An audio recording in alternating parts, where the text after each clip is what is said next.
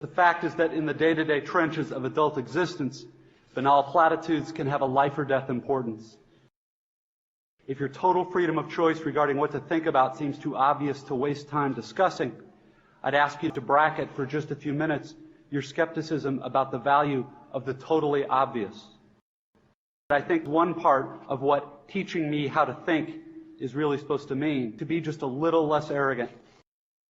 The huge percentage of the stuff that I tend to be automatically certain of is, it turns out, totally wrong and deluded. Here is just one example of the total wrongness of something I tend to be automatically sure of. Everything in my own immediate experience supports my deep belief that I am the absolute center of the universe. The realest, most vivid and important person in existence. The world as you experience it is there in front of you, or behind you, to the left or right of you, on your TV or your monitor. Other people's thoughts and feelings have to be communicated to you somehow, but your own are so immediate, urgent, real. Please don't worry that I'm getting ready to lecture you about compassion or other directedness or all the so-called virtues. This is not a matter of virtue. It's a matter of my choosing to do the work of somehow altering or getting free of my natural setting to see and interpret everything through this lens of self. Learning how to think really means learning how to exercise some control over how and what you think.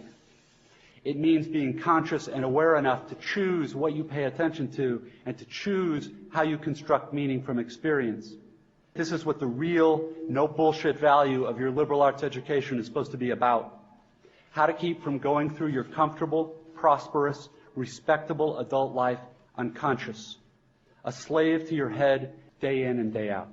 And if I don't make a conscious decision about how to think and what to pay attention to, I'm going to be pissed and miserable every time I have to shop.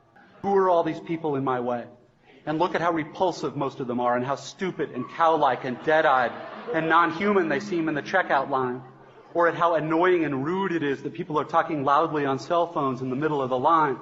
If I'm in a more socially conscious liberal arts form of my default setting, I can spend time in the end-of-the-day traffic being disgusted about all the huge, stupid, lane-blocking SUVs and Hummers and V12 pickup trucks burning their wasteful, selfish 40-gallon tanks of gas. And I can dwell on the fact that the patriotic or religious bumper stickers always seem to be on the biggest, most disgustingly selfish vehicles, driven by the ugliest, most inconsiderate and aggressive drivers.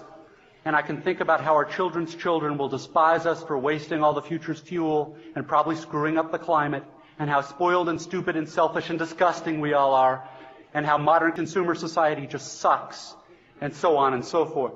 You get the idea. Everyone here has done this, of course, but it hasn't yet been part of you graduates' actual life routine, day after week, after month, after year. But it will be. And many more dreary, annoying, seemingly meaningless routines besides.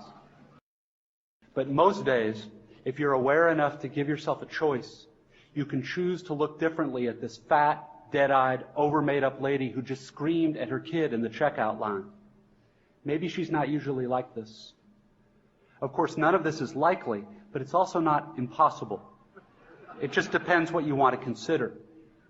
It's hard. It takes will and effort. And if you are like me, some days you won't be able to do it, or you just flat out won't want to. But if you've really learned how to think, how to pay attention, then you will know you have other options. It will actually be within your power to experience a crowded, hot, slow, consumer hell-type situation as not only meaningful, but sacred, on fire with the same force that lit the stars. Love, fellowship, the mystical oneness of all things deep down. Not that that mystical stuff's true. The only thing that's capital T true is that you get to decide how you're going to try to see it. You get to consciously decide what has meaning and what doesn't. The whole trick is keeping the truth up front in daily consciousness.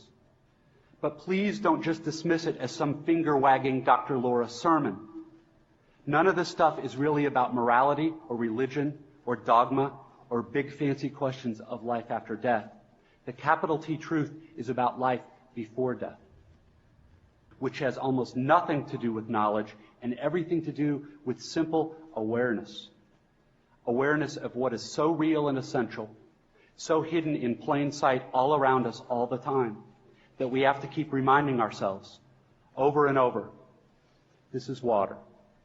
This is water. It is unimaginably hard to do this, to stay conscious and alive in the adult world day in and day out.